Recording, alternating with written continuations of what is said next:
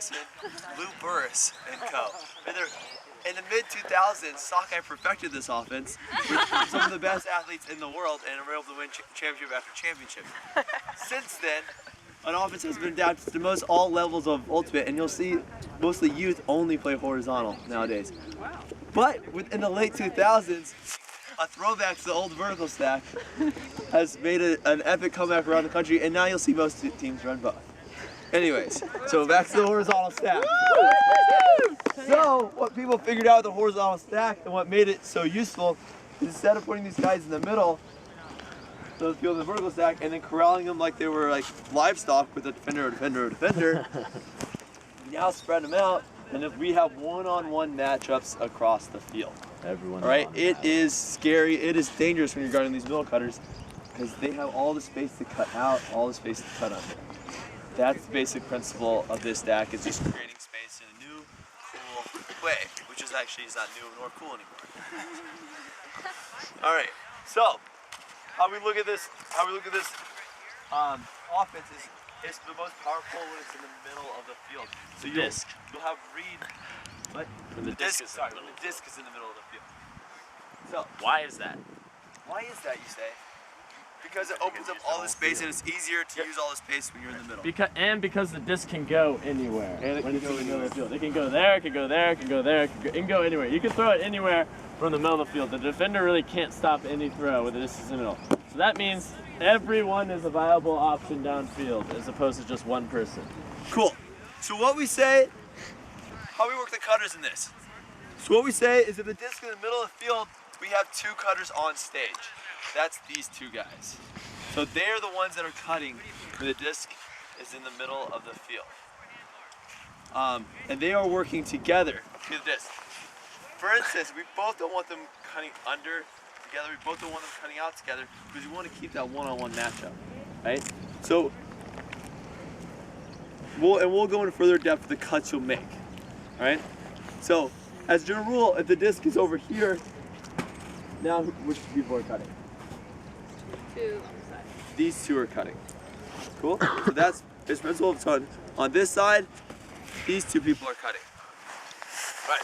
So how this offense works the best is if it's in the middle of the field, we have these two people cutting in and out, getting the disc. And what are these rails doing? Because we have two people on the rails. Clearing space. They are clearing space, and they have to. When we get in trouble is when these guys just When they drift. ease on deep, just drift deep, and just screws us. Right? These guys are within 5 yards of the sideline. They're also anticipating. Right? If I'm playing this position, I'm over here, I'm on the sideline, I'm watching these guys, I'm ready to make a deep cut. Because if one of these guys were to get the disc in an advantageous position, then these guys, one-on-one, the rest of the field. Yeah, they will be making that like second cut that we worked on yesterday, that kind of continuation cut. Cool. So yeah, so just like yesterday when we were working on kind of the second cutter getting out into space, these guys are already out there, right? They don't have to make a cut, they just have to make sure their timing is right. So we kind of think about it like the people who are, the two in front of the disc are the active cutters, and the two outside, I'm not gonna say inactive, they're less active. You think about it like that. Yeah. So these guys are cutting the middle of the field when the disc is there, but what if they don't get it? Because we know not every offense is perfect. They don't just like, boom, you get the disc, get the disc, and we'll have you score this time. Right? So these guys cut, probably only 2 or 3 cuts the most, and then they have to clear, right? So for instance, maybe this guy stays in. So this guy cuts for a couple, and he clears. So he has to get to the sideline, away from the action, right? So we're gonna use the term push, right? You would yell over it and yell push. Hopefully this guy is watching this stuff happening and can anticipate that and then get into space. And this guy, like we work in the box of death, he's gonna be able to move horizontally and then move vertically. So he might be able to beat this guy right away and have that huge advantage going into the middle. So that's why we don't want these guys just taking up all the time they want. We want them working hard and then getting out. And this guy getting in, working hard, and then getting out. We're doing the disc. Well, so again, let's cut, push, they don't get it. All right, that's enough talking for now. We're gonna start. Push.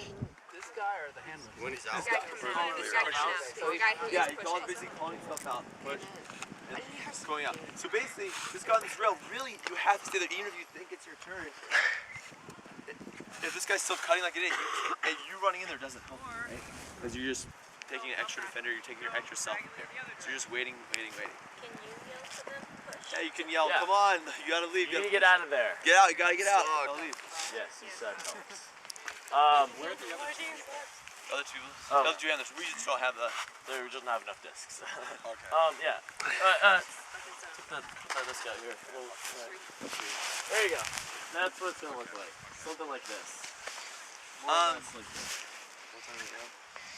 I think that's I'll about talk it. about that later. All right, so how we're gonna start with is we're gonna have a line on each side, and we're gonna start with just these two middle cutters at once. So how it's gonna work is, can I get a thrower?